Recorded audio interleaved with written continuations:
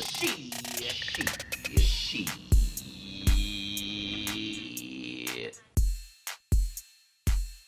right, are we ready?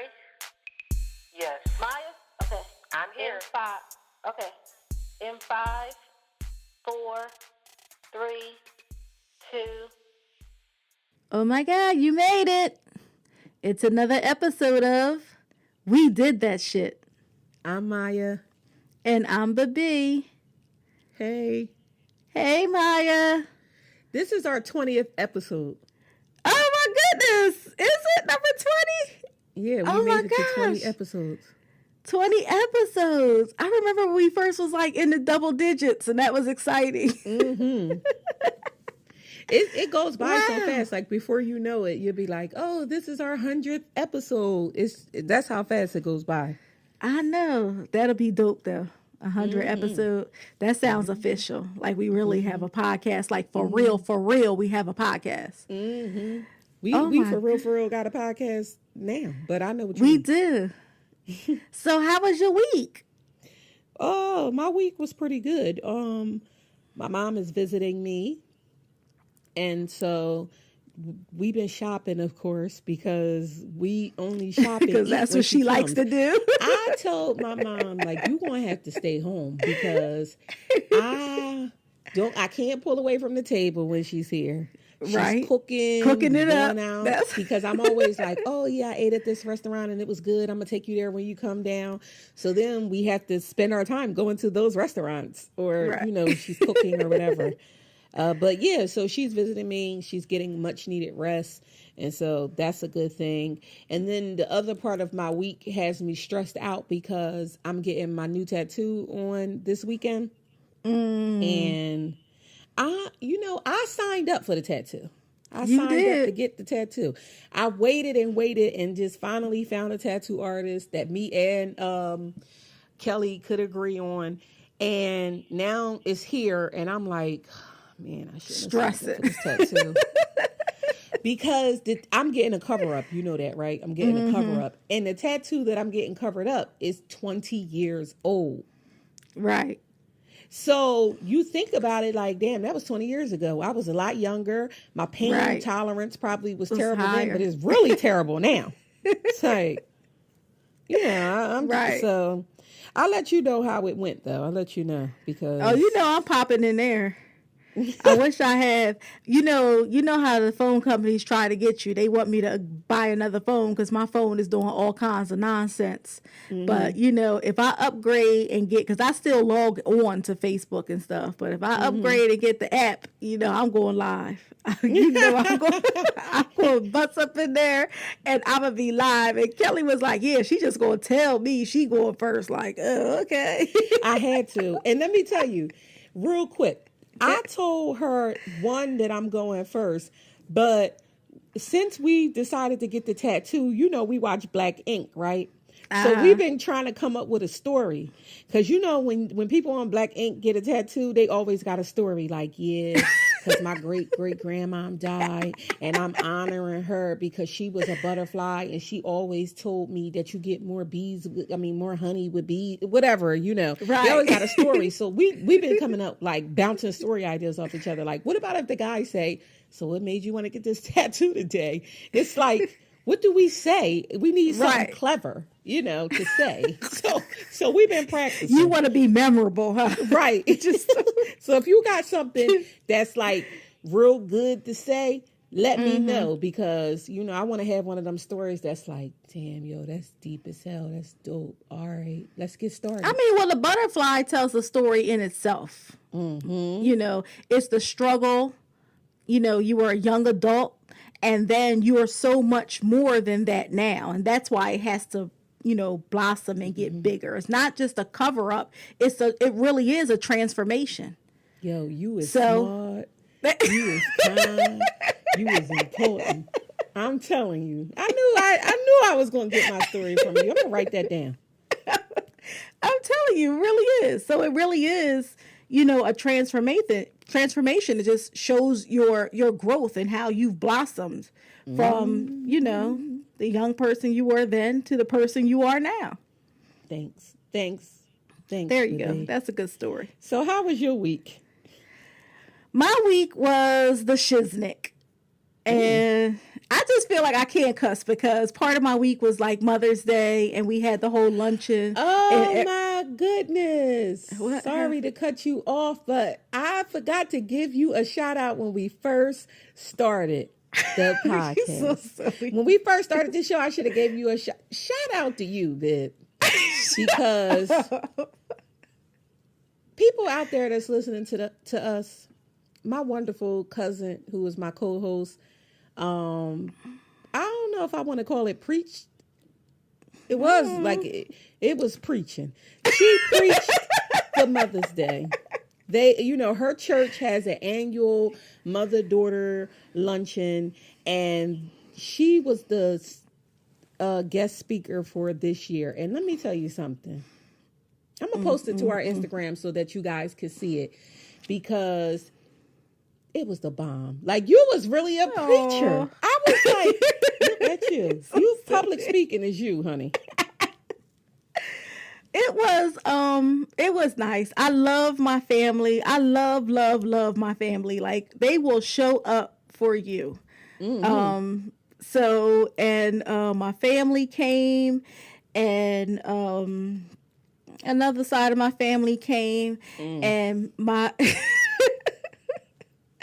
and my aunt, her pastor, she really likes me, and she made announcements in church, so they really came out and supported. Mm-hmm.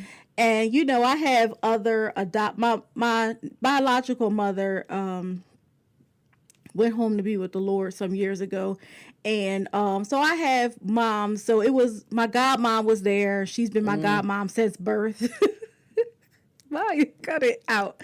But she's been my godmom since birth. And when I was young, I did spend a lot of time with her, and we did a lot of things together. So she was there, and my best friend's mother, who I call Mom, my children call Nana. In fact, Deja, my daughter, she didn't even sit at the family table. She was like, no, because we do go to the luncheon every year, and we sit with Mom.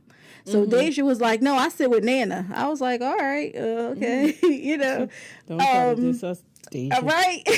So she was there, and then my spiritual mother, she was there with her other goddaughter and her daughter-in-law, and it was really nice. It really was. And it was what beautiful. What I really enjoyed was the time I spent in preparation. Mm-hmm. Because it really is what I like to do. Like, I'm not perfect, and no one is. Mm-mm. I'm not perfect, and no one is perfect. However, time spent in the Word is good time.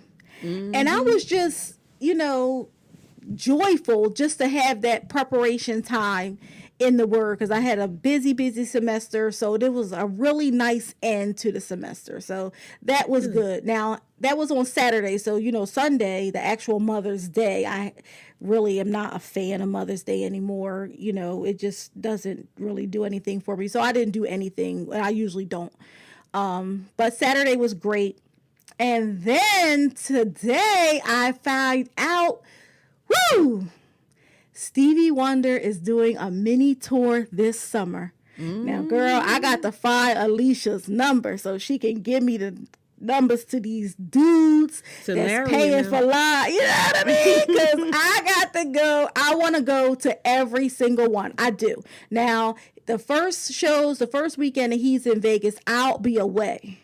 And but when I come back, I want to go to Vegas. I want to go to Atlantic City. I want to go to National Harbor, and I want to go to Springfield, Massachusetts. I'm sorry. I want to go to all four, and that is my plan. Something's got to give this summer. Like, something's got to give. Even if I have to do it, God help me, on a budget. Something. But I have to go to all four. I love Stevie. I love Stevie too, but love him earlier. Pick one for me. Pick one. You want to come to National Harbor? Then that's the one we going to. Me and you. Okay? Yes, National we don't have Harbor for me number yet. So we don't have access to Larry and them. And I'm pretty sure we could get access to somebody else, and them. Saying. But I ain't trying to do all that. So National Harbor it is, and the rest of the shows, when you travel, let me know how it was. But anyway, So what are we going to get into this week? This week our topic is the art of conversation. The lost art. Oh yeah, the lost art. The lost art. You are correct. It's a lost cause. It's a lost art. It is. It really is. It really is. And I know all these people out here don't have autism. So, I mean, I don't understand what I'm just saying. I'm just saying, like, people have no rap at all. So, before we get into that, who did some shit this week? This week, I have a couple of who did some shits. Because, again, it's always something going on. You see how much was going on last week when we missed a week. So, let's first talk about, did you hear about the white woman who called the cop, another one? Did you, as DJ Khaled says, another one? Did you hear about the white woman who called the cops on the black family who was cooking out at a park in Oakland, California? The one who gave that Oscar-winning performance when she was crying and stuff when the cops came? That's the one. That's the one. Because nothing says scare white woman, white privilege more than a white woman crying. You know, and nothing says white trash like mom jeans. But go ahead, because she looked a hot mess. Go ahead. Well, the woman who her name is out there now, but I don't have it, nor is it important to have it. But she is a professor at Stanford University. So she was walking by a family who was barbecuing out in a park, a public park, not a private park, a public park. Okay. And she decided that they shouldn't be barbecuing. She decided. Yeah, they weren't doing anything. They weren't making an obscene amount of noise, even if they was. It's a public park. They weren't invading her space. She was just walking by and thought, hey, that looks like they shouldn't be doing that, barbecuing. So she called the cops. She told them that she was going to call the cops. And then another resident, Michelle Snyder, she saw what was going on. And so she started filming the incident. And she got up in the woman's face, not really up in her face, but she put the camera in her face and was saying to her, you know, why are you bothering these people? Like, what's going on? So Michelle Snyder wasn't a part of it at all. She wasn't even part of the barbecue. No, she was just a resident who saw what was going on, and she decided, much like what happened in Starbucks, much like what happened at the Starbucks, how it was another white patron. She was just sitting there, and then she saw that these black men were being harassed, and so she started filming it. It's the same thing. So Michelle started filming it, asking the woman what was going on. Why did she feel the need to call the cops? Of course, she was trying to ignore her, like, basically it's none of your business, while on the phone with the cops. So they have a video out there. If you haven't seen the video, look at the video. Everything's caught on camera these days. Well, the woman, Michelle, the woman who was calling the cops, asked her who she was. She gave her her card. She took the card, the woman who was calling the cops, she took the card out of Michelle's hand. And Michelle was like, give me back my card. Like, I showed you the card. I didn't say take the card. And so they went back and forth, back and forth. When the cops came, Michelle walked up to the cops and was like, she took my card out of my hand, and then the woman broke down and started crying. When she was the one who initiated the whole thing. Everything. Exactly. And it's just like, what? We can't do anything. We keep talking about it over and over again. We can't do anything. Now we can't be at a park barbecuing. You can't be sitting in a Starbucks. You can't shop. You can't go to church. You can't do a damn thing. It's really just ridiculous. I don't really want to get you riled up, but I just have to say this because, and if people don't realize it, and I think that's what's really annoying me, even the people who say, well, everybody's not racist, or I'm not like that, I don't see color, I don't if everybody, I mean everybody, doesn't take a stand, you know, if you have to be for it or against it, you cannot be lukewarm. Right. If anything is ever going to change, because this is exactly what happened when the slaves were allegedly free. So, you know, okay, Thanks black for putting people, that allegedly in there. well, it is. That's what it is. It was allegedly. I know. So black people were, you know, counted as a full citizen so that white people who were elected officials can have more representation. And, you know, you allegedly freed them to lock them up in a system of, and this is beyond Jim Crow. This is, you know, if they move left, they can only move right. If they move, like whatever they do, I'm judge, jury, and executioner, you know, keep killing them, keep lynching them, send them all to prisons, keep raping the women, keep tearing up the family, and this is exactly what's happening today. It's the same exact thing. And if people don't recognize it, I mean, you really have to be blind to think that there's any difference. And so, and that's what they're doing. So there are places with strange laws and strange ordinances, you know, because back from when people used to ride horse and buggies and the cobblestones and noise levels and things like that. And they're just using anything. Because is that what we do now? And we call the cops. I was crossing the street and the car didn't look like it was slowing down. You know what I mean? Call the cops. Right. So is that what we're doing? So we want everything policed in a country that has the highest incarceration rate of any other country. And then my thing is this. They caught the woman on Michelle Snyder. She videotaped the woman calling the cops, right? Right. What did you have to say to the cops to get the cops to come? Because even with the police officers, if it's a non-emergency and a person is saying, hey, these people are doing something they're not supposed to be doing. What are they doing, ma'am? They're barbecuing and I don't like it. Why would you come out? Like, why would you come out for that? So one of the city council members in Oakland, Lynette Gibson McLaney, I think her last name is, she came out and spoke to the incident and just was saying that she wants to make it so people don't call the cops for things that are non-emergencies, because these instances are like the boy that cried wolf. If you keep coming, when something is really happening, like, why would I rush to come? There are not going to be officers of it, and there are not going to be officers available for, and this stuff costs money. And California, I think California have laws like abusive 911 laws or something. They have something. Not to mention the fact that, and then we'll move on, but not to mention the fact that the privilege that you have to not realize that you calling the cops on someone doing nothing can turn around and have that person murdered.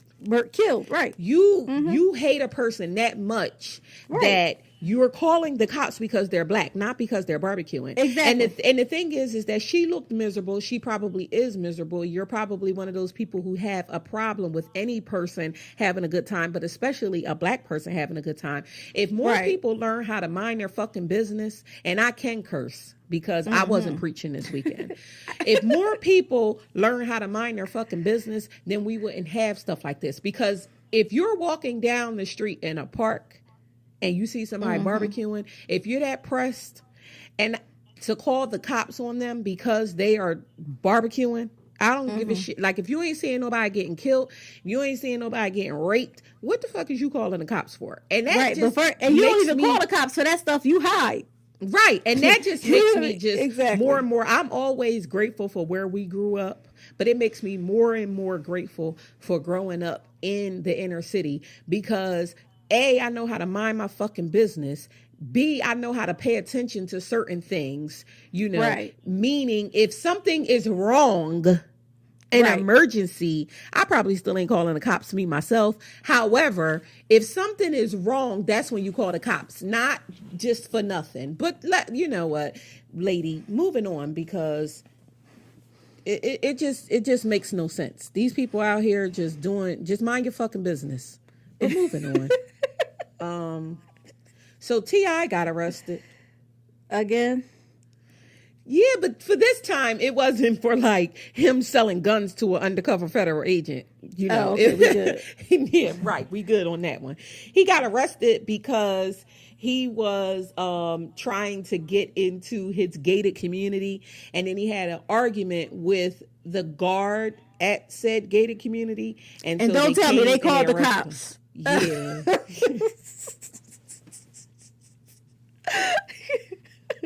Oh my gosh, this is crazy. They too called the cops. Yeah. So he was one of the security guards was arguing with T.I. because T.I. had lost his keys, and he was trying to get into the community that was owned by Tiny. Him and Tiny, his wife. They were getting a divorce. I guess allegedly now they're trying to work it out, which is good for them. But they was getting a divorce. Right. So she lives in another house, and and he has his own house. And he was trying to get who the hell he was. Of course, they knew who he was. Oh and so that's what he said to the guard. You don't know who I am? Right. Like, come on now. Right. So they came and they arrested T.I. And all I have to say about the situation with T.I. is, these people is about to get every big word that is in the dictionary. Because, T.I. is known for his big words, child. So he get ready to be like you with all the SAT words that he can find, boy. He looking them up right now. And when they get that post out and them SAT words that you ain't going to half-ass be able to pronounce or you going to need a dictionary to look up, yeah, that's what's going to ready to happen with this one.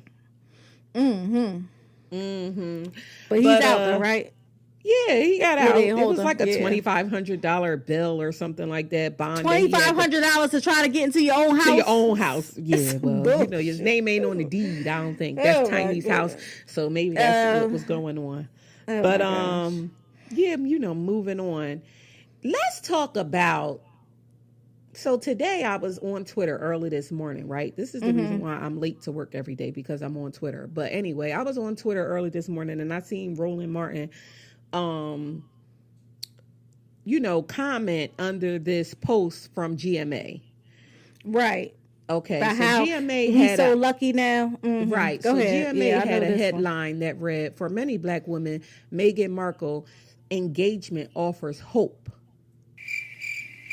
Right. What kind of hope you talk about, GMA? The hell you mean? I was so confused. So this hope in this headline that they're talking about was something that was old, and I guess it's resurfacing now because the royal wedding, I think it's about to happen or something next week. No, I remember when the headline came out. It came out right after the engagement, and they were talking when I read the article, and they were talking about how because she is of mixed race and how she's a minority and she's being let into the royal family, that it just says of how open we are now, and it gives what hope? I don't need hope. My hope is in Jesus. Yeah, and hope of what? Megan, that you too that I can marry a white boy. Man.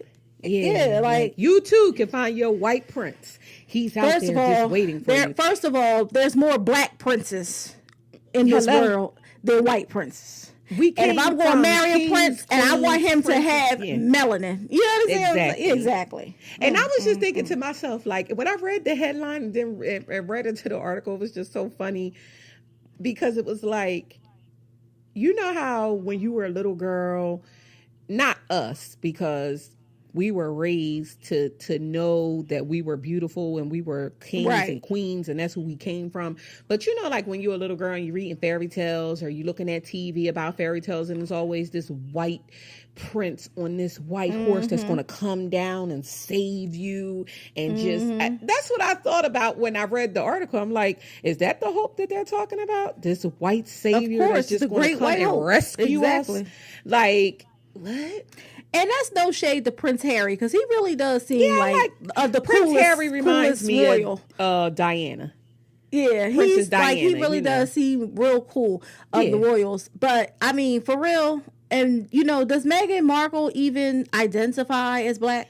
No, I don't think so. I think she's one of those, I'm not a black woman, I'm a woman. And it's like, Megan, sweetie, What I do want to point out, though, that really cracked me up in this whole scenario with her marrying Prince Harry, is her white family is out of controls. The PWTs is doing it. I'm up, trying girl. to tell you. Let me tell you something. Ain't nobody on the black side said a goddamn thing. Only person they didn't show was a black ass mom. Other than that, them white people is out of control, girl. They running amok. I mean, they catching flights with money they don't have to crash the wedding. They coming out, they drunk, they on TV talking about she done stole all the daddy's money and he made her. And they got the pop. They on TMZ. They doing it up. I said, well, look at this. For once, you got the pure fool. Not for once they acting like this, but for once they're showing the whites acting who they are, like a plum damn fools. Exactly. But yeah, so I'm interested to see what the hell is going. That's probably the only reason why I'm gonna watch it, because I'm like, I want to see these Beverly Hillbillies acting like a damn. That's exactly what they seem like to me too. Not Beverly Hills Hillbillies, but yeah, Beverly Hillbillies acting crazy. But let's move on, because you ain't offering me no hope, sweetie. You know. But moving on. My last who did some shit is about John Bunn. So John Bunn was a man who was wrongly jailed at the age of 14, God bless you, in the 1991 murder of a correctional officer. And today he was exonerated from jail, from the crime that he did not commit. Now, with this story, he murdered a correction officer. No, he didn't murder anybody. I know he didn't. He was found guilty. He was convicted of murdering a corrections officer. Was he in prison at the time, or was the correction officer like home off duty? I think they were home off duty. He was home off duty. So in 1991, August of 1991 to be exact, they said that he was, that he killed this correctional officer, and they convicted him based on tainted evidence produced by ex-detective Louis Scarnella. Now, this same detective, a lot of people have been getting exonerated based off of the evidence from this detective. He was a dirty detective. A dirty cop. Right, he's a dirty cop, and he was just locking people up. Now, what struck me out of this story was not that he was wrongly jailed, because I know personally plenty of black men that are wrongly in prison for crimes that they did not commit, But what struck me in this story was that he was 14 when this happened. So 14 years old, they tried him as an adult and they put him in adult prison. And he was in prison for 17 years. As a baby. As a baby. And it just makes me think about like children getting sentenced to prison, being around black children, being around black children. Oh yeah, definitely white children. White children go to family court, juvenile court, family court, and they get out when they 21, even if their asses are serial killers. If they out there eating people, they'll get out when they 21 to do it again. But this boy was thrown into prison with grown men. He grew up in prison. Everything that he knows about manhood, life is prison, and life is been in prison.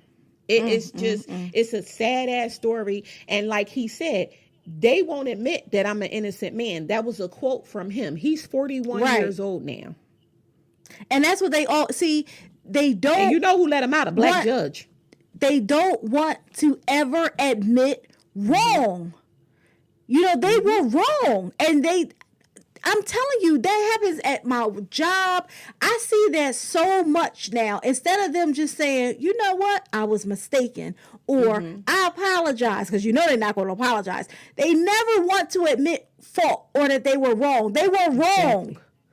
Wrong as the days are long, and the they believed the detective because he was the white, and the boy did it because he was a little black boy. Exactly, and he had no qualms about throwing away a 14-year-old baby. Right.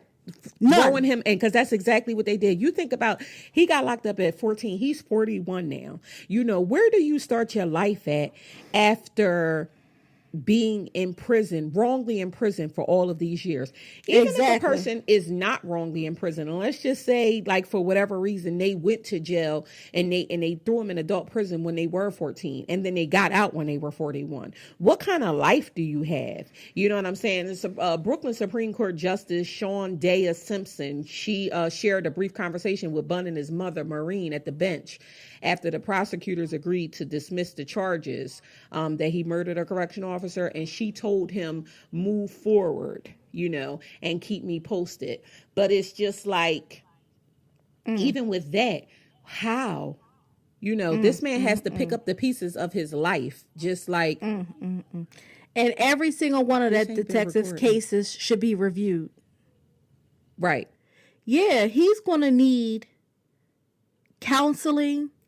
100%. He's going to need therapy. He's going to need a lot of things because so many things have changed and his mind didn't develop, you know, with this technology and stuff. How is he even going to function?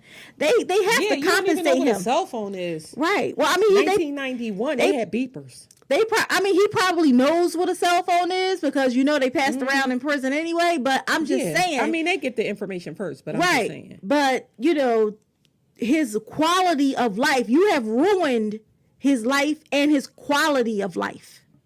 Right. 100%. Right. So I don't know. I don't know either. That's terrible. They need to compensate him. Yeah. Oh, of course. And they probably ain't even going to half-ass do that, you know.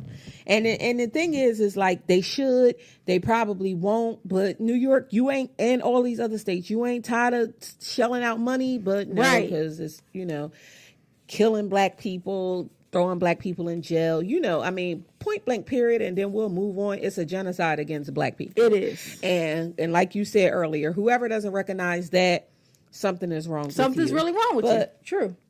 Yeah, seriously, you know. But let's just go on ahead and get into this topic that we have for this week, the lost art of conversation.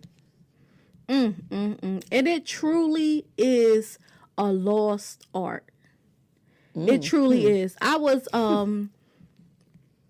I used to say, because, you know, I used to get paid to do workshops and stuff like that. And the more experience I had and the more degrees I got, the more money I would get paid. And I remember one time I spoke on HIV for a friend. A colleague just called me up and asked me if I could do it on a humbug. I guess their speaker didn't come or whatever. And, you know, they call it honorariums or whatever, but it's like your money, you know, it's like not work, whatever. So I did and, you know, I love my work. So it was like nothing for me to do it, you know. So I went and did it, and it was like 45 minutes because you want to leave time for questions and answers and things like that. And I remember the lady saying, in fact, it was the Elks. And I remember her saying, she was like, 45 minutes? I said, yes. And she was like, they're not going to listen for no 45 minutes. And an hour and 15 minutes later, they was like, no, but wait a minute. And I was like, and the people were like, well, we want to move on with the program. And I'm just sitting there like, And another time I remember my honorariums got bigger. And I remember one time, it was like 45 minutes, and, you know, I got $1,500 for 45 minutes. I felt special. You hear me? Like, I can do this. So when we talk about, get out there and start I'm telling HIV you, one-on-one again. so many people are afraid of public speaking, but it seems like it has just spilled over into everyday life. For like real. You can't say hi. You know, you just nothing. So I don't know if it's because we've gotten too busy or we rely too heavily on technology, social media, but one day, somehow, we just lost our way. We just lost our ability to converse. What the hell happened? I don't know. It's crazy. It's really crazy. Seriously. So I just, and communication is always at the top of the list for relationship failures. Marriages and pretty much any relationships. Why you start talking? I don't know why we start talking. Why you stop talking? I don't know why we stop. So communication is very, very important. It's one of the most important elements in any relationship. And then, Hill Harper wrote a book, his first book for adults. It was called The Conversation. It is called The Conversation. And he said... Great book. It really is a very good book. If you haven't read it, I do recommend it. But he says in the book, ultimately, that the lack of conversation is causing the Black family to be extinct. And I believe that's profound. It's causing the extinction of the Black family. And he even alludes to himself being part of a problem because of his unwillingness or inability to commit. So what say ye, Maya, on our plight of lack of conversation? I think that, yes, I'm going to be one of those people that blames this generation, and I'm going to be one of those people that blame social media, because I think that when social media came around, the conversations were less and less. I think the internet in general, but specifically social media. So, when we first started off, we had Facebook. Now, Facebook, if you remember way back in the day, you had to be a college student to have Facebook. Well, when we first started, everybody just wasn't on. First. Well, it was MySpace, but I wasn't on MySpace. So only thing that I can speak to is Facebook. Right. I have my top 5 in the MySpace era. I wasn't on social media then. Back then, when it was MySpace days, it was still kind of fairly easy for me to meet people. So I was just going outside and I was meeting people. So I didn't think to have social media. Okay. And, then Facebook came around. Remember, at Facebook, you had to be a college student. And I think Facebook came around. I don't even know what year Facebook came around. I need to look that up. Excuse me. But when Facebook first came around, I wasn't on Facebook. When I got Facebook? I got Facebook because a friend of mine, a guy that I knew, he was in the service and he was going to be stationed in Hawaii. Okay. And he was like, oh, get Facebook because we can talk, and I was like, what the hell is Facebook? Right. And then he told me what Facebook was, and I was like, I ain't getting on that shit. I want people to know what I'm doing every minute of every damn day. But I say all of that to say, when social media first came around, I think that's when conversation just it was still happening, but it was just getting lower and lower and less. I don't think the standards of conversation. No, the standards of conversation and conversation in general. I just think I definitely am one of those people that's like, social media is the cause of this. This generation is the cause of that. Because I think about the generation that I grew up in. I'm talking about early teens and 20s and stuff like that. We talk to one another. Right. Like, you ain't have no choice because you ain't have no cell phone. You had to see each other face to face. You was getting beepers. That means you had to call somebody back when somebody beeped you. Then you got 2 ways. And then you had to chirp, and you wanted to talk to people on the chirp all the time. Then you got Sky. I mean, the pagers that, what was they called? What the hell was they called? That's when the kind of like text messages first start coming around. And then you got the Motorola. Then I'm just saying, technology has made conversation just go away. It just has.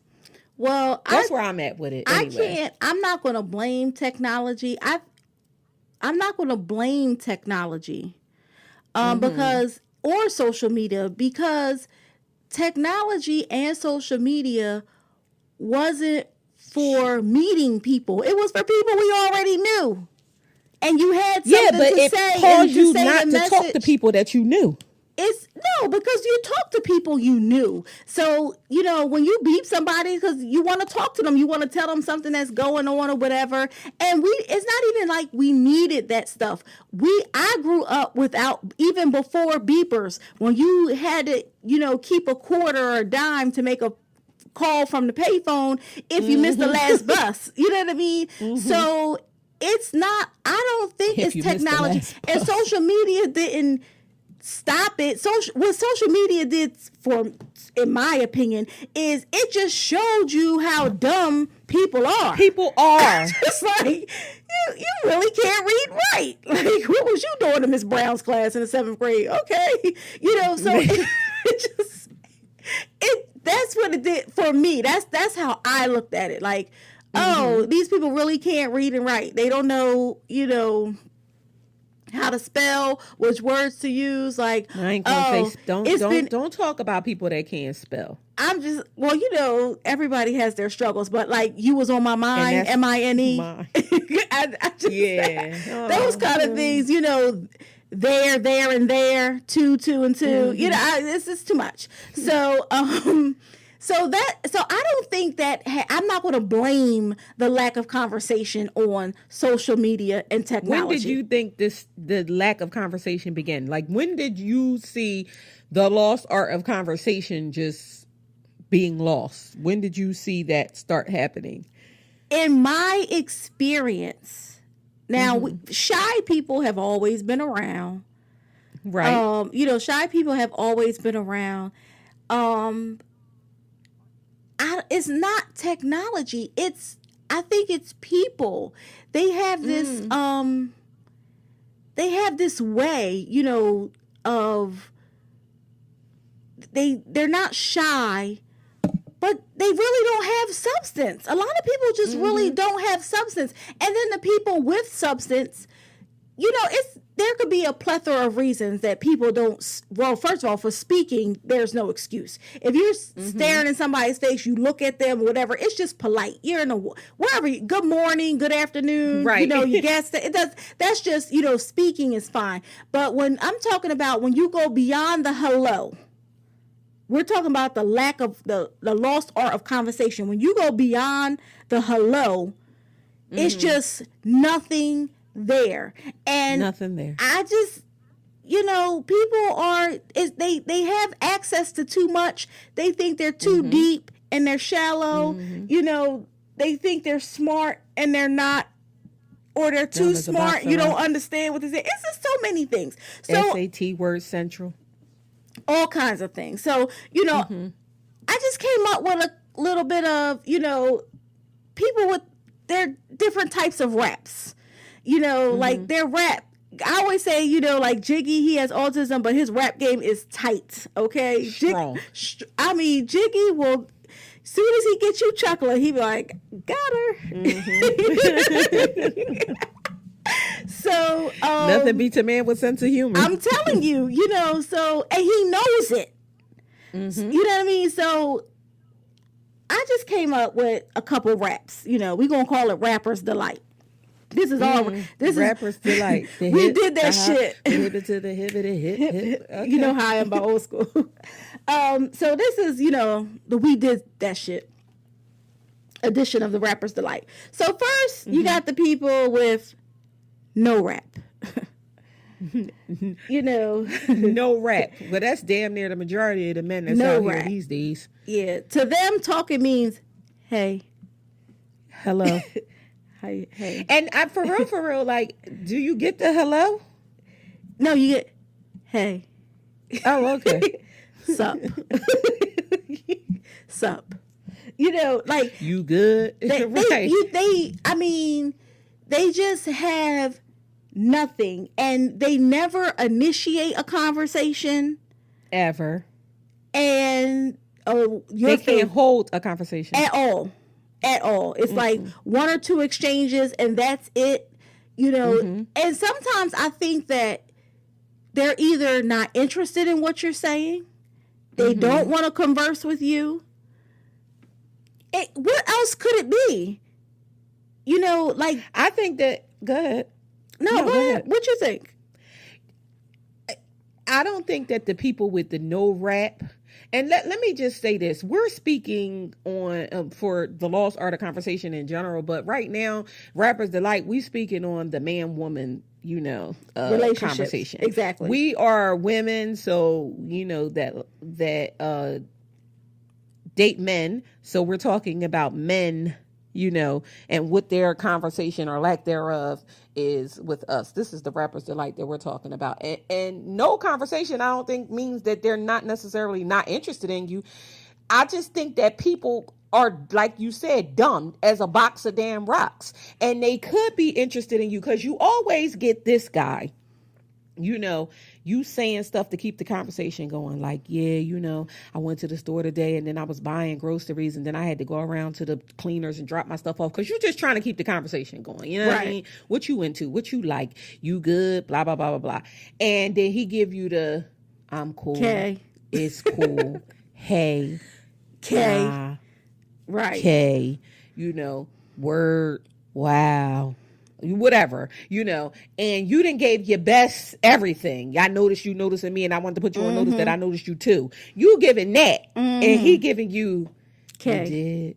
Yeah, you know what I'm saying? But that guy, as soon as you fall off the face of the earth, because you like, he ain't got nothing to say, he must not be interested or whatever, then their raps get a little bit more like, instead of K, it's like, hey, you good? Everything fine? Okay. At the end, you know what I'm saying? So they want to reel you back in. So I don't think that it's that they not interested. I just think some people just don't know what to say, like, at all. They just don't know what to say, Well, that's a birth defect or something. That's something. Come on now. I just think that they don't. And first of all, if we're talking relationship, that texting thing, there's an avenue for texting. You have to talk. You have to talk. Or I'm not sending a 2-foot long text. I'm not doing that. I'll do a good morning, respond to your good morning, and do not text me any initials. No okay, no GM, GA, GN.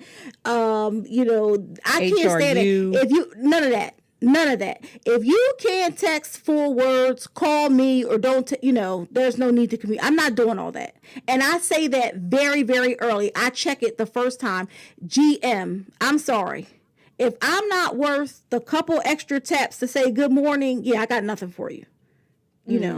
Go jump in the lake. I'm not entertaining that nonsense. So, and it shows you right. I'm not. It shows you right there. Now, also, if you have no rep and you're shy, that's one thing. Right. But everybody, and you can establish that early on. If exactly. a person is shy, Yeah. And some people with the no rep. If, like, say you're in a group or whatever, they always try with that, I'm mysterious, I'm quiet, whatever. I don't like that. You're not deep.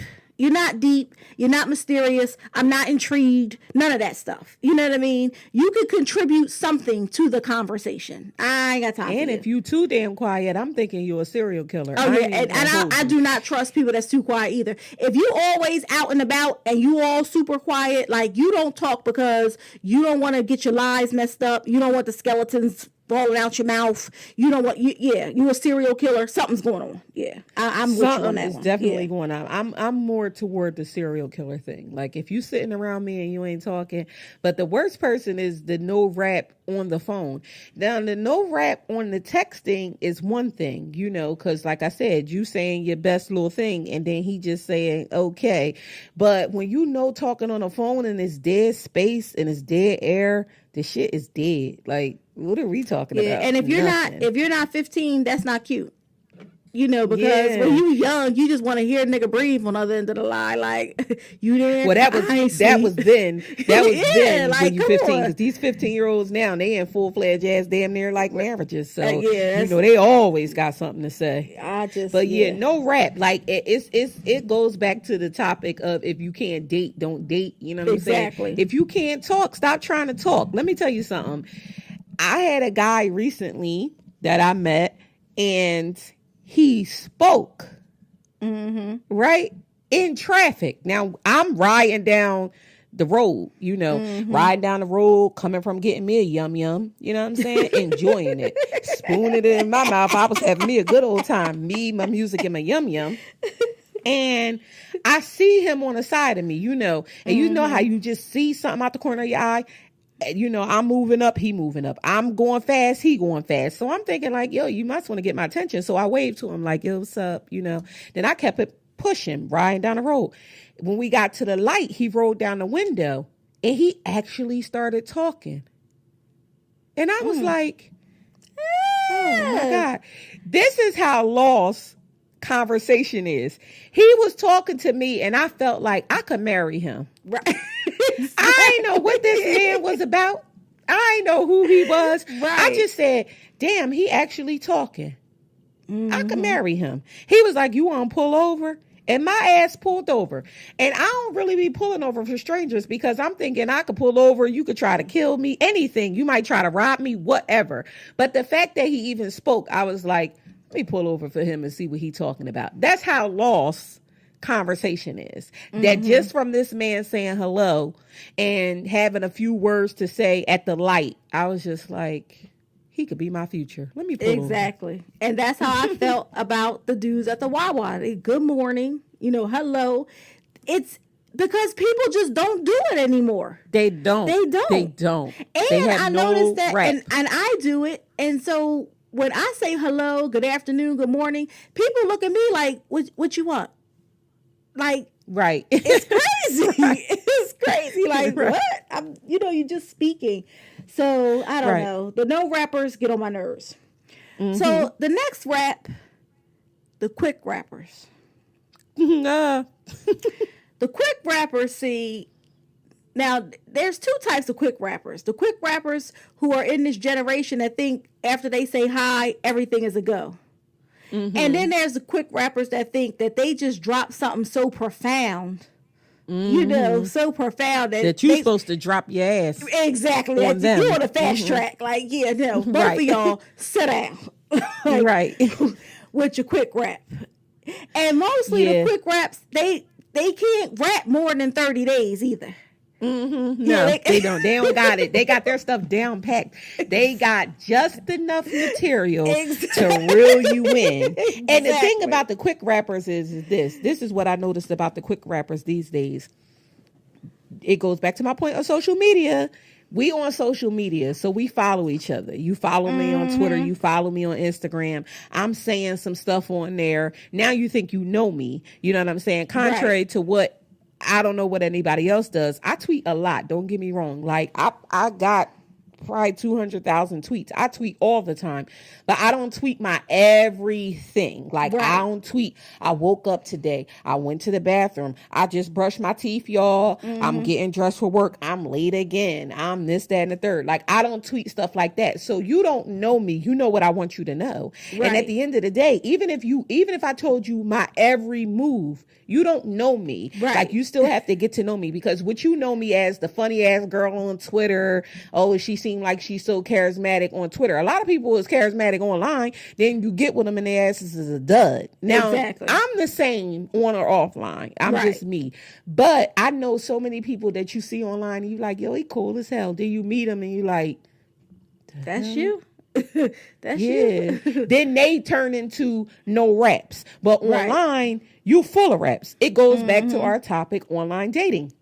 You got so much bravado. You saying hello, good morning, good night, what you like, what you doing. And then when I meet you, it's like nothing.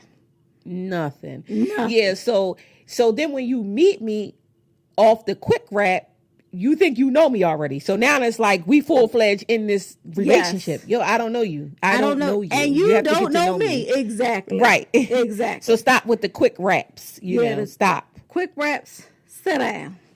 Yeah. Exactly. And they just don't, you know who have quick rap? Low level. They got their low level quick had raps down pat. Yes. And and then and even your boys know it too. Like, oh, he got the gift of gab. You know, and it didn't take the whole. It didn't take, but it was true, and it didn't even take the whole 30 days. It was about a week. Because they just couldn't keep it up, and so that's why you have to. Not take the slow road like you, but you just have to converse for a while. You ain't have to throw that in there. I'm just saying, that's why you have I'm not to a quick rapper at all. so that's why you have to converse for a little while, because quick rappers, they cannot keep that shit up. They cannot keep it up. Mm-mm. So the next what else one, you got? Skinny rap. Skinny rap. The skinny rap is like, your rap is light as hell. You are talking, but you are not talking about Ixnay Nathaniel. Not a damn thing. Like, not nothing. You not talking about nothing. And you talking about the same thing over. It's like Chinese food. You know how after you eat Chinese food, you hungry again?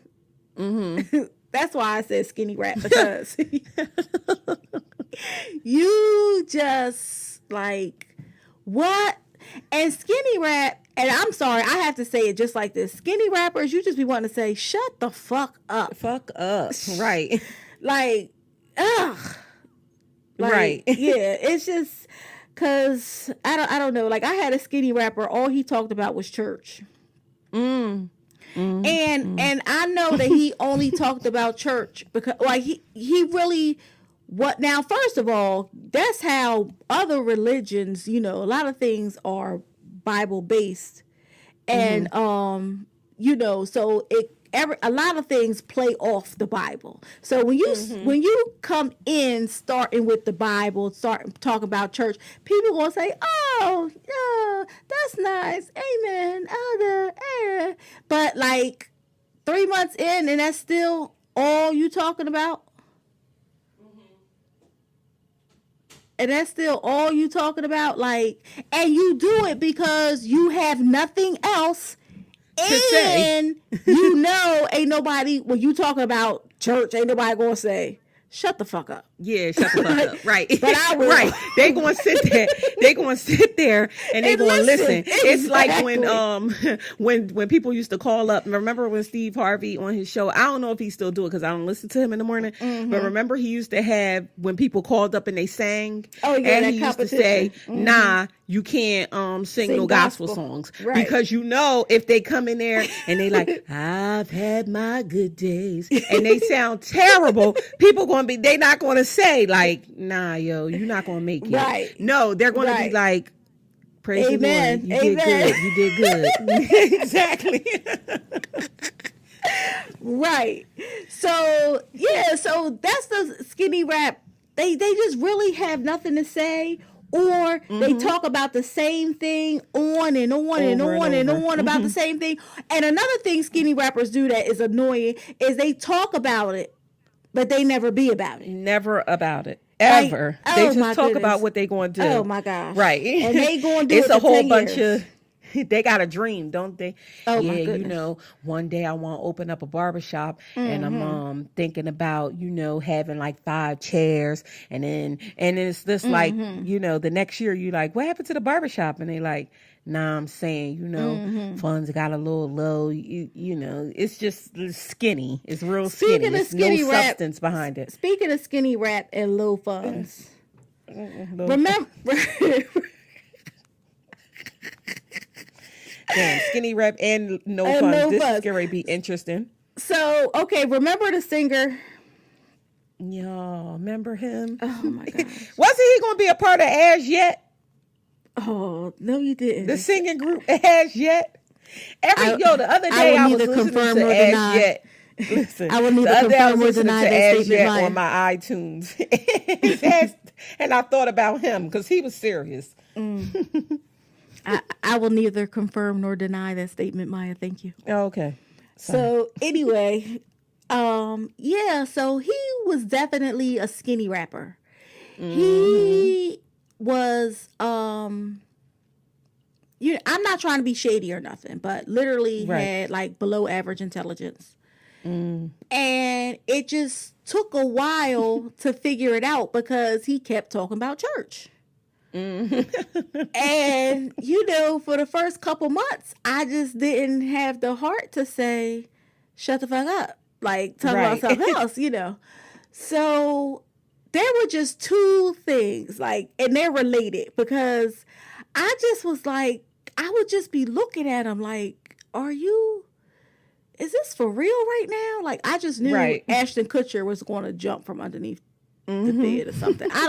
So I remember he was, you know, I am not that chick. Like, I know there are women out there that will take care of a man and all that stuff. And, oh, we in a relationship, help me out, whatever. I'm going to just tell you right now, Bibbi does not believe in that.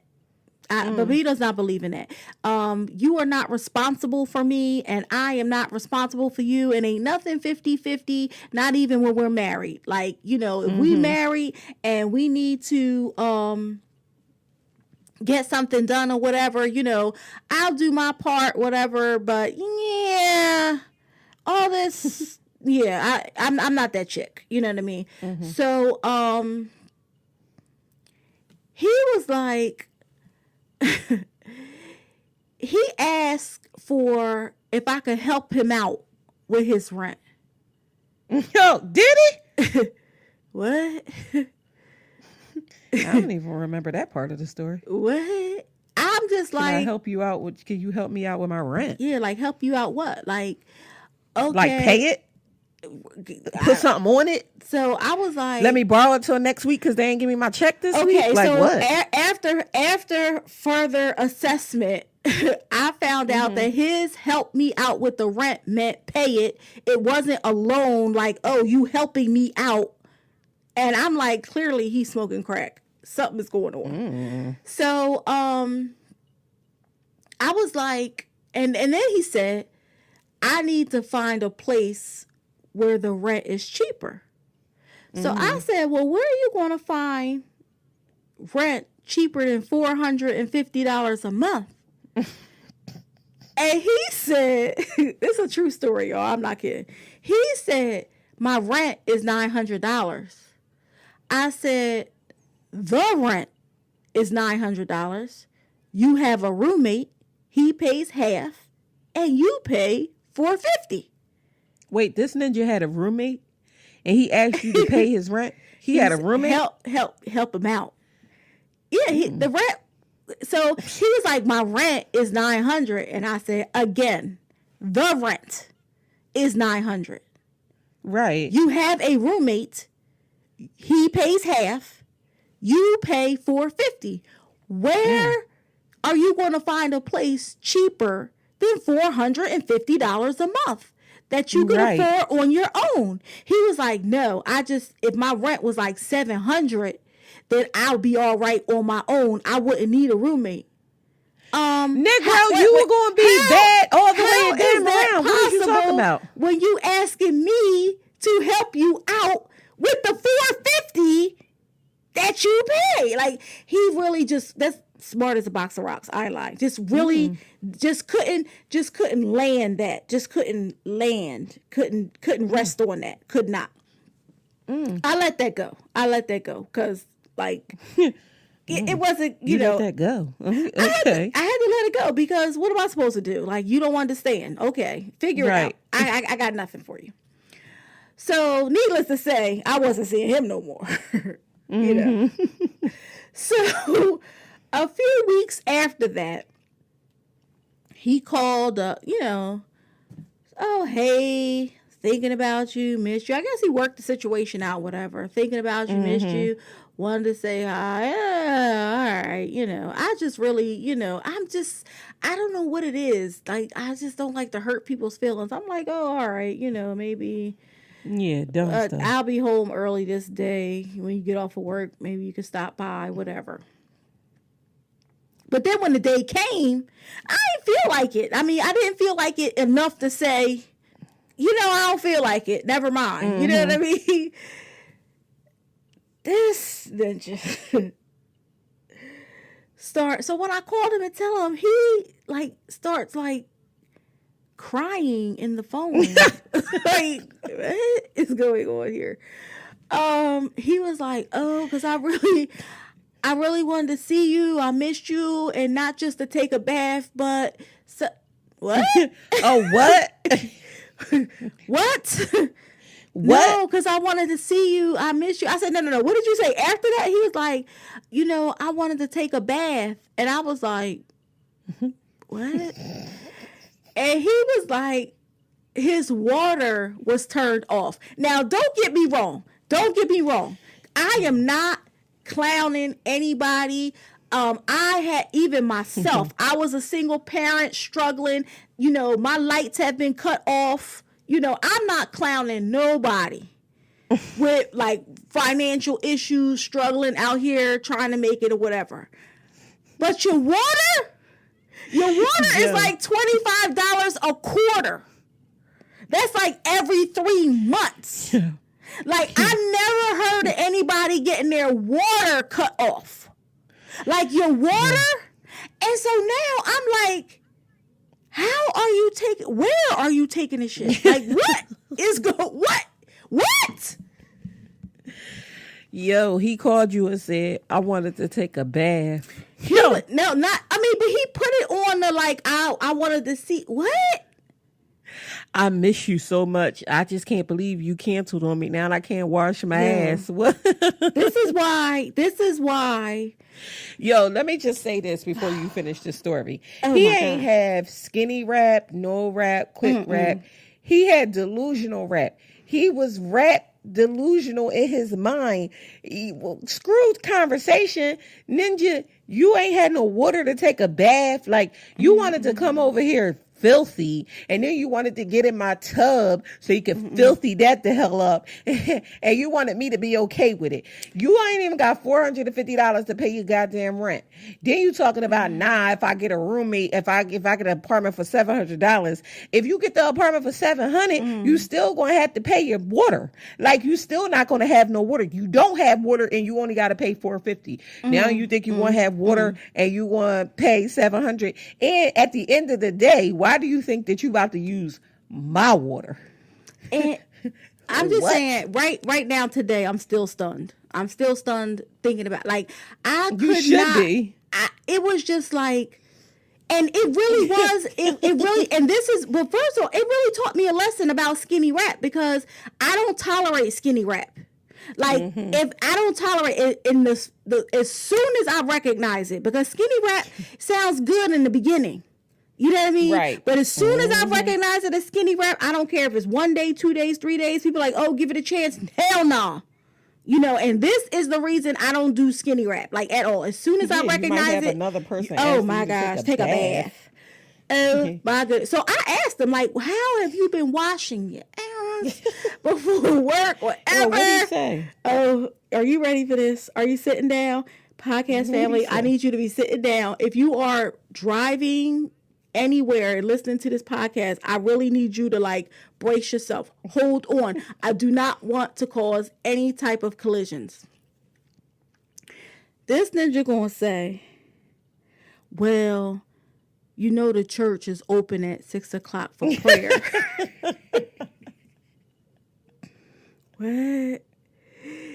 He been going to the church and washing up and then doing prayer, because it's open from 6 to 7. So anybody who wants to come pray, you know, because I used to go to 6 o'clock prayer all the time. You know, you just come in, it's quiet, it's dark. You can lay on the altar if you want to. You can be in the pew if you want to, do whatever.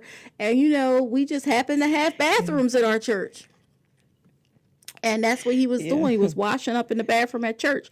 And then one Sunday, Pastor had mentioned the 6 o'clock prayer, people, and I just put my head down because I didn't want to bust out laughing. But hey, but you know what? Praise God that the church is open for a brother to wash up. I'm just saying. I'm just saying. Yo, how long was this ninja without water? No, that's the funny part. After he called me for the bath or whatever, that pretty much ended that, whatever, you know. I hope so. It was like, I mean, we was like, I don't talk to him at all, you know, anymore. But I mean, not like I dislike him or anything. You know, he just, you know, had his but you don't have water. Like, yeah, I just think you could be a likable person, but take your skinny rap and you no water somewhere.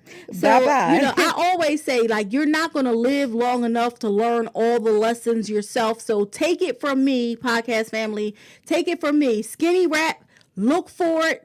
Diagnose it early, run like the plague. I'm telling you. This shit just does not work out well. I'm just saying. We got one more rap to do, Maya. We got one more rap. Okay, what's the next one? Because the next one, no water took me over the edge. I'm just saying. the bill is $25 a quarter. So that's like $100 a year. Right. Like what? I mean, I don't know. And I'm saying where we live, where we live. So I don't know if other people have astronomical water bill, but he lives here. It doesn't matter. So I never heard of anybody getting their water cut off. Electricity, yes. Phone, yes. Maybe an eviction notice, yes. But water? Never. Anyway. All right. What's our last rap? The last rap is the long rap. Well, that's probably me. Well, I didn't say it, but okay. I was thinking it. So, Tell me about the long rap before I say that's me. I just heard long rap. It's okay. you. When I think long rap, I'm thinking these people who are, it ain't about nothing. Mm-hmm. You're not going to commit. You don't want to, but you will stretch this thing out for as absolute long as you possibly can. Right. I can't stand the long rapper either. Like no. Everybody's on the timeline with me. You're not wasting that. You're not wasting my time. Now, long rap is also, the people, because the people that do online dating, don't you get the people that, they want to talk on the app for 10 years? Forever. Before they want to meet you. But you know why? Yeah. That's because they in a relationship or something. Now, I'm convinced that that's probably what's going on. Why you always want to stay talking on the app they never want to meet? Well, I'm not They in a trying to get their relationship. breezies lined up. Listen, I'm not in a relationship, but I probably talk to somebody on the app for forever. And I'm probably guilty of the long rap You just are. because, well, you know what it is about the long rap and me? It probably speaks to what you said when we first started this conversation. Like, you just ain't that interested. But you a nice person, and I ain't really doing nothing else. So it's just like I'll rap to you for forever. You know what I'm saying? Like, and I will say I'm guilty of it, but it's not something that I want to take. Maybe I should make that my personal journal because it's not something that I need to continue to do. Like I need to cut it off, but I'm, when it ain't going nowhere. And I'm definitely a person that'll just be like, people be like, you want to do now? I'm like, I'm good. Or, damn, I can't even make you my woman. So but I'll keep rapping with you. So yeah, I guess I am guilty of the long rap. The long rap. All right. Okay. All right. I gotta keep saying the long rap because why do you now I believe in breezies. Like if you ain't doing nothing, you got a few breezies like hey what you doing, whatever. But if there's no real reason behind the no, I'm not doing that. It's a waste of time. Yeah, it's a waste of, it really is a waste of time. It is. And my brother said, look, I can admit it. Yeah, and my brother said, men will stay in it for as long as it takes to get some. So, when you do that long rap thing and 3 years later, you've been long rapping for all this time and you finally meet up, you might get a hookup out of that. And he was like, that's why you stay in it. Right. Like, oh my gosh. I was like, is that right? He was like, that's what they do, babe. I was like, oh, okay. All right. So I never been in for the long rap thing. Like, right. It's just not my thing. I don't waste my time. I don't have a whole lot of friends anyway. So it's like, yeah, why am I talking to you? Men have to be careful. Men have to be careful with the long rap when you meet certain women. Certain women ain't like me that'll stay in the long rap just as long as you want to stay in it with your ass. Cause you think you rapping, ribbity rap, and eventually, like you said, you gonna get something out of it. But you don't know. I riggedy rap right with your ass for forever. But you might not get women that's like that. You'll get the woman that's like, what the hell are we doing? Right. So you got to be careful with that long rap. You can't always, like be in it to win it, but you can't always bring that long rap. But if we're talking about the lost art of conversation, like at least if I'm long rapping with you, I got something to say. Yeah, but you know what? The long rappers don't always have something to say. Sometimes the long rappers are, they just a bunch of bullshit. Exactly. They the quick rap, skinny rap combined. Exactly. It's just like a bunch of. Exactly. It's definitely, but they do it in a way that you can tolerate it longer. Yeah, the long rap, for real. And I'm speaking on behalf of myself. The long rap really is all of those things combined into one. Mm-hmm. The long rap could be no rap. For a little bit. Well, I ain't really got nothing to say. And so I ain't talked to her in a couple weeks. Let me call her back. So then exactly. Exactly. It could be that. It could be, what was the second one? The quick rap. Oh, it could definitely be the quick rap. Like, you drop in, yo, what's up? You good? That's what we say where we from. You good. And you good means so many different things. Like, you good can mean like, are you really good? Right. You good can mean like, I want to see you. You good could mean like, leave me the fuck alone. You good could just mean so many things. So you drop in, it's quick, whatever. And then the long rap could definitely be the skinny rap, because it's like, I really don't have anything to say. Exactly. I mean, I ain't calling nobody asking them, can I take a bath? But, I'm just like rapping to you. So the long rap really could just be all of those things added up into one. At the end of the day, what it boils down to is, and I'm speaking for myself here, people, what it boils down to is learn how to converse, not quick, not say anything, and not be skinny about it. Learn how to converse with people. We really are losing conversation. Is quick to send a text, is quicker to pick up the phone, but we don't do that. Right. We really are losing conversation, meaning that we're losing relationships, and that goes with your friendships, dating, relationships with your parents. Like, we are literally losing the art of conversation, and we need to get it back, And you can start by speaking. You can start by speaking. When you run into people, or if you're in line, you can say hello. When you're at, I don't care where you are. You speak. Especially if you look at somebody in the face and somebody's looking you in the face, don't say what you're looking at in your head. Just say good morning, good afternoon, good evening. Learn to speak, and just that's where you can start. And you said learn to do it, and I am a avid. You know me. If you need to learn. Ask people. Practice.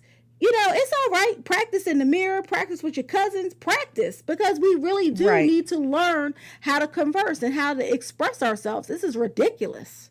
And, you're not too busy, and stop hiding behind technology.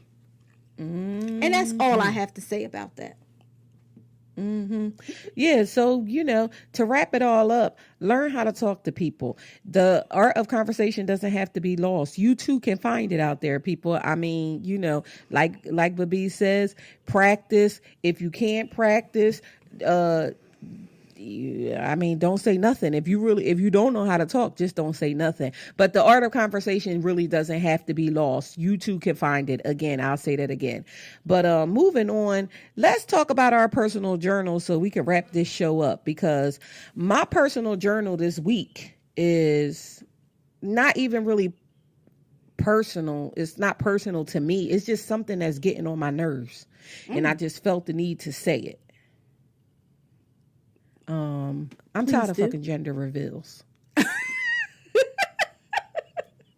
I'm tired of gender reveals. I'm tired of announcement parties. I'm tired of you thinking that I want to come to your damn event just so you could tell me that you and your husband, or you and your man, or you adopt, whatever. No, adoption is different, because you can have a little event to tell me that you adopting a baby, because that's wonderful. But if you and your husband is just screwing, you ain't got to have no gender reveal or no announcement party to let me know that y'all made a baby. And I don't want to see your gender reveal. I don't care. I want to come to your baby shower like a normal person, where it's pink or blue or green or yellow. where we don't know what the sex of the baby is. Because my thing is do I have to buy you a gift to come to your gender reveal? That's my thing with the gender reveal. Do you buy gifts for that? Because I'm not buying a gift for no gender reveal and a baby shower. Yeah, I'm not buying you no gift.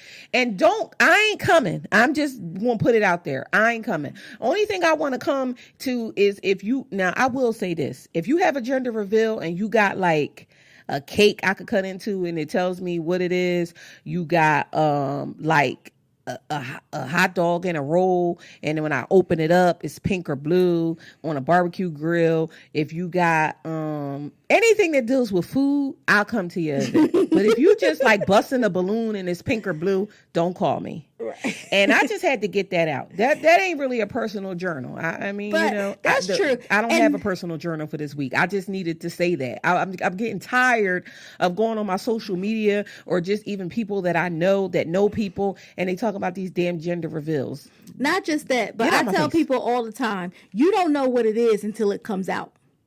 You know, right. I just had lunch with a colleague the other day, and she was like, hey, we work for the same company, but, in two different departments. I don't see her often. But I said, hey, girl. And she, we catching up or whatever. I said, well, let me see a picture of Lena. Because when she was pregnant, they told her she was having a girl. And, she had named the baby, everything. Baby's name's going to be Lena. And, everything. And then little Marcus walking around here with a purple pacifier, pink booties. And, because she had a boy. I said, you don't know what it is until it comes out. You did all of this. She had the pinkest, girlest baby shower ever in the history of baby showers. And it was a boy. So, that's dumb, too. I mean, not that I'm sick of them because I just don't go. It really doesn't bother me, But I agree with you there. I'm sick of seeing them. I'm sick of every time I put on the internet, I got to see something more and more and more extravagant and more clever. You even got firemen coming to your house and shooting out pink water or blue water. Like, tone it the hell down. It's just too much. Yeah, tone it down. And another, maybe I got a 2-part personal journal. Maybe something is personal to me. My other part of my personal journal is I'm going to get better with the long wrap. I am going to cut the long wrap out, the short wrap, the quick wrap, the no wrap, and the skinny wrap. I'm going to really focus on these things because now that you brought the Rapper's Delight to my attention, I could be all of those things. So I'm going to really try my best to get back with not rapping in any of those ways. I'm going to try. Way to be an example, Maya. Way to be an example. Yeah. Thanks, man. Thanks. What you got this week? My personal journal this week is about minding your own business. Minding your own business. And seriously. That is, it's not as straightforward as it sounds because it is something that I started to focus on at work. And I have it plastered like it's smack dab in the middle of my computer, like mind your own business. When things go on, I hear about I don't care. I'm just like, Bibbi, mind your own business. So I'm starting to minding your own business doesn't just mean withdrawing from things that do not pertain to you, but and because that's what I was doing at first, and it was helpful, relieved a lot of stress. Minding your own business. But what I learned was, because I put this up about a month ago, what I learned was minding your own business also is an action because I really have to keep my mind on my business. So if I'm not paying attention to what other people are doing that don't concern me, that don't concern me. If you're not, if I didn't ask you for a report and you're not on my team, and I don't care. I don't care if this happens. Oh well, I don't care. I'm minding my own business, and in that, I am getting more work done. I'm getting more things done around the house. I'm getting more things done with my nonprofits because now that I'm not concerned with things that don't concern me, I'm more concerned with the things that do concern me. So that is my personal journal for this week. I'm very happy with the outcomes, and I will continue to mind my own business. And I hope that you would too. And by you, I mean podcast family. And you too. Well, Right. you mind your business. You don't be getting into nobody's stuff. At all. You don't care. Don't care. You could be doing whatever. I just be like, look. But I like it. One thing I will say before I wrap up this week's show, you are a preacher. Because that was some preaching you just did. I will take that into consideration along with cutting out the long rap. I'm minding my own business, keeping my mind on my business. I love it. That's right.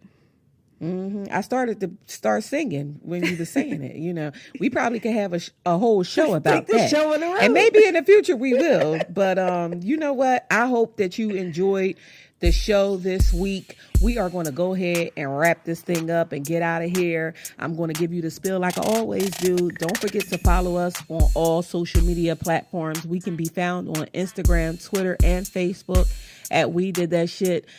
Remember, it's one word, people. We Did That Shit. That's Facebook, Instagram, and Twitter. We say the same thing every week, and we mean it. Send us emails if you are liking the show. If you're not liking the show, you got something that you want us to talk about in particular, you want us to dive into it, send us an email. We can be reached at wedidthatshit@gmail.com. Remember, it's one word, wedidthatshit@gmail.com. You can always follow me on my personal Twitter. That's my13. That's MYMY13. And I'm at Bibbi Amina. That's BIBBIAMINA. Yeah, so we hope that you enjoyed this 20th episode, and we'll be here same time next week. Remember, mind your own business and be great this week. Do that shit.